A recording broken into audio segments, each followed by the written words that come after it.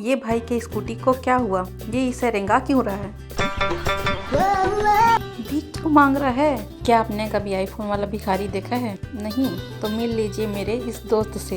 एक तरफ स्कूटी दम तोड़ चुकी है और दूसरी तरफ ये रास्ते पे बैठ के चिल्लर जमा कर रहा है। बिलासपुर से अमरकंटक का सफर शुरू होते ही ये क्या कांड हो गया, चलिए देखते हैं। तो हेलो दोस्तों, welcome back to my channel. आज हम निकल चुके हैं बिलासपुर से अमरकंटक की हसीन वादियों में। बाइक रेडी है, जोश हाई है और रास्ते के व्यूज भाई साहब एकदम पैसा वसूल।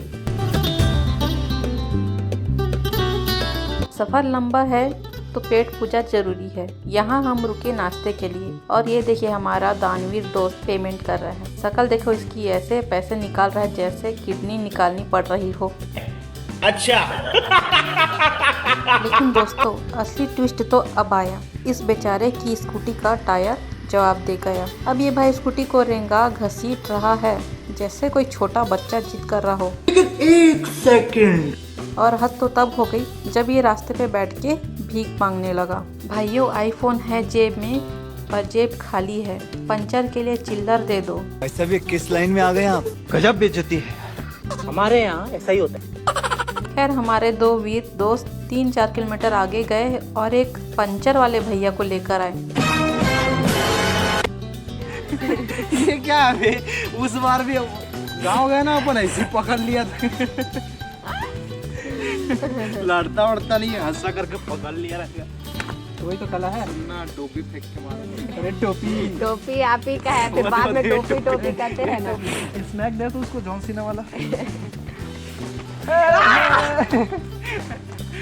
ऐसा से तो कर। ए मेरा टोपी, ए मेरा टोपी रख। अरे नुकसान नाम था उसका, नुकसान करा दे, पंचर होगा। साले पैंट में डाल दूं भाई, क्यों फर्क नहीं पड़ेगा, कुछ फर्क नहीं पड़ेगा। उनका पैंट था। भाई किस्मत खराब रहती ना, तो ऊँट पे बैठे आदमी को भी कुत्ता काट लेता है। ऊँट में बैठे आदमी। ये पंचर तेरे को 1 साल बाद दिखेगा। कहाँ? जब फूलेगा ना तब पता चलेगा। 2 घंटे वही मस्ती मजाक में निकल गए, पर यही तो दोस्ती है। फाइनली हम पहुंच गए हैं नर्मदा मंदिर। दोस्तों ये वही जगह है जहां से नर्मदा नदी का उद्गम होता है। ये मंदिर सफ़ेद रंग के पत्थरों से बना है और यहाँ 20 से ज़्यादा छोटे बड़े मंदिर हैं। माँ नर्मदा का कुंड यहाँ का मेन अट्रैक्शन है। फिर मैंने यहाँ अपने माथे पे तिलक लगाया। तिलक लगाने का अलग ही सुकून है।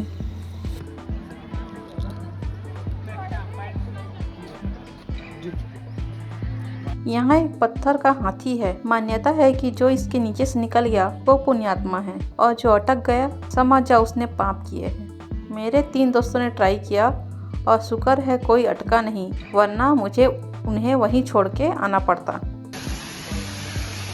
अपना 10 रुपये निकालो यहाँ पे, ये भी गिन के अपना 10 रुपये।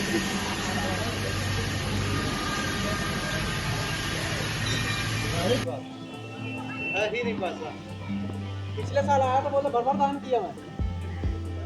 अरे ये पता रहता ना, इसको तो दिए ही नहीं रहते। अरे उन लोग मांग रहे हैं, देखना ये लोग कमाई का जरिया बना लिए हैं। मुंह से मांगो और मतलब दो। अब मुंह से मांग रहे हैं तो आदमी को देना ही पड़ेगा ऐसा।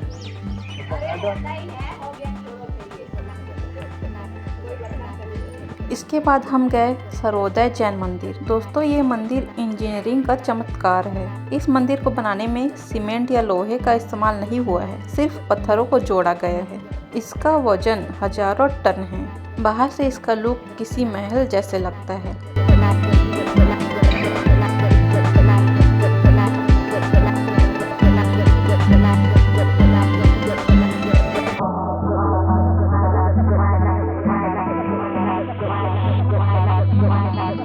करते थे क्या करने से?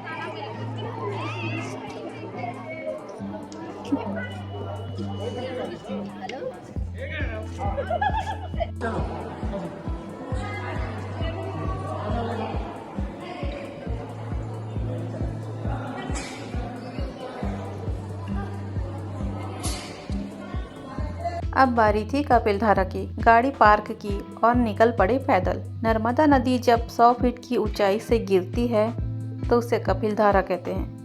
कहते हैं कि कपिलधारा मुनि ने यहाँ तपस्या की थी। ऊपर से व्यू जन्नत जैसा है, पर असली मज़ा नीचे जाके पानी की बूंदों को महसूस करने में है।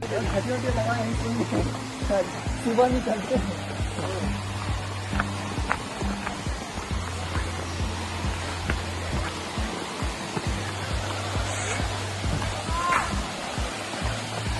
बिल्कुल बाहुबली वाली फीलिंग आती है।